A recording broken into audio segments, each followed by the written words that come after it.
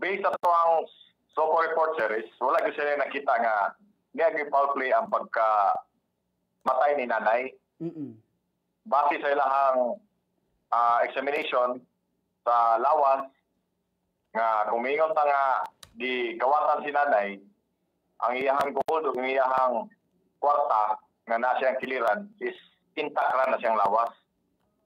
Then sa iyahang mga tibok lawas, sa iyang kamot, sa iyang kuan, wag kita nakita nga na yung mga defense wound nga possible nga ni depensa si nanay siyang kagalingon o ang katong kwartong nga sa dapita siya tikatulugan nga wala gyud na nga bungkag, wala gyud na disarrange.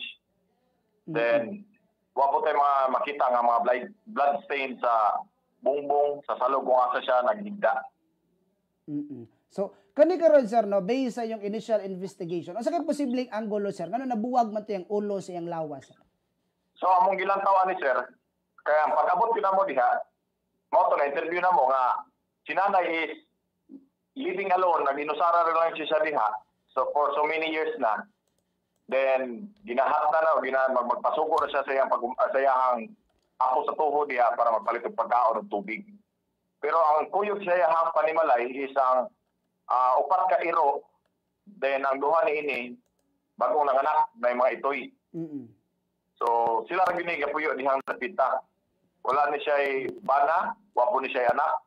Pero ang iyahang kwan is puro na lang mga relatives lang, pero lagyo nga balay. Kani karon sir, posible ang mga hayop ato sir, mga saag or kato yung binuhi mo ay hinungdan sir nga nabuwag to ang iyang ulo siyang lawas. Kani mao na itong gilantaw nga mga possibility sir nga dakog chance nga ang iyang iro mo'y nanghilabot ani no kay kanang naman siya sa state of decomposition ang iyang patay nga lawas. Dahil katong nga portion sa iyang liog mo'y og sa iyang kaning sa mayang aping dapit nga nangawala ng mga unod-unod. Eh, never siyang skull dapit, mga nasinaw na magaling ang skull, na makita na galing ang skull. Then, muraga, lana-lana na lang ba? Mao na ang ato ang nakita dito. Then, mao na nga, diha-diha dayon, tawag ako ang investigator na pwede mi ka request for so kung mo nga amo yung gipasok ko series para makuha ng mga speculations pamilya. Then, masatisfied sa nato sila sa atong investigation nga, gibuhat nga, wa na to ni gidali-dali. Matawag ginato nga nagyoy sakto gyud nga procedure tanga gisundan ni ini. Kani ba karon sir matawag ba ninato nga case closed na usab sir? Sa pagkakaroon sir is ang dumanog pulis open pa ta for to other possibilities ani. Kung may mga manggawas sa later on, so ato ang ikuan. Pero ang ato investigation is nagpadayon. So apan sir, so far wa pay mga ni paabot dia may padangat nga aduna karoy mga sensitibo karong impormasyon or dunay impormasyon subay anis kamatayon sa maong senior citizens. Ang dumanhog PNP is working closely with the victim's family in calls on the public to help prevent the spread of misinformation. Then atong kapulisan sir continues to prioritize responsible reporting to ensure clarity and truth. Hopefully nga sa tanan nga dili ka pariharon nga nagkalain-lain na lang ang issue, naghiskot ng mga iro, na namatay nga iro. Dapat ay di-process man ang area kung asa namatay si nanay. So ato ani mga speculation o gusto pa ni mga other issues nga ipukol diri is to para lang mubibo na sa dang one. Then even ang pamilya is gusto nila is the peace na ilahang kuan, ilahan naman giling gipalubong sa pamilya. Kaya di na sila ganahan nga kuan, kaya ni baho na sinanay nalata na, wala na nakita ang tsura. Then even ang pamilya is hanyo na mo nga pwede ba gawa nga nag-request mig SOCO no to satisfy them. Ikaduha is kuan na mo sila pwede ba ma-autopsy, pero ang pamilya mismo ay isuko ni nanay o katong mapagumangkon nga present dito is ni-wave na, ni-execute na pinabit diri sa atong station. Kaya di na sila ganahan nga si nanay is madugay pag gusto nila mapahalo na. So at least ba lang. So wala gyud tay kumingon ta nga ato ang dali-dali ang investigation. Ato gyud ang di gyud ang mao na istorya ha. Kay dapat procedure gyud sa kami mga pulis ay may procedure.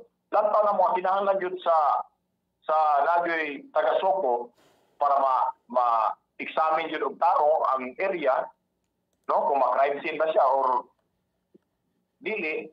At least ang pamilya nga naa dito sa palibot nag-observe nga naibalo sila nga di-proseso yun, itarong yun og examine. Di-process yun ang area kung asa namatay si nanay. Mao to nga sila mismo na satisfy sa tuang gibuhat, no? Nga gusto sa tamay balo nga wa jud gikabuangan si nanay. Sir, Police Captain Bagyo, sir, no? Sa magkaroon, sir, imo na lang mensahe, sir, sa mga taga Dubanhog, ilabi na gayud, no, sa mga users sa social media nga kini karong sabton gyud, no, ang police operation, sir. Ilabi na gyud sa investigation, sir, og wala gyud gi dali-dali o gilamo-lamo karon, sir, o karon nga pag-handle sa mga kaso. We ask everyone to be cautious in sharing information as can be cause unnecessary panic sa tanan. Masikunsa na lang, karon pa na nagawas na kisa panawakuan na ako, kinsa man na ilang gipang interview, kinsa man na ilang gipang istorya diha. Ang pamilya ba na, ang immediate family ba? So, para malikay na to, di na mapanik ni, makapahuway na ko si nanay, then ang PNP, Dumanhog is morally convinced, uban nila pamilya, convince sila, o nasatisfy sila sa investigation nga gibuhat sa Dumanhog Police. Pero, nagingon ko, nga wa pa ta ni hatag og gisirado na to diha-diha dayon. Niingon na ta hatag ang statement nga ang Dumanhog Municipal Police Station open to other possibility. So para kana lang gyud sir ang ato ang mensahe sa tawhan, no, especially diri sa Dumanhog nga dili ta angay mabalaka, no, pagpadayon sa tong law enforcement sa tong peace order diri ang kahapsay ug kalinaw nagpadayon atong gipahingusgan.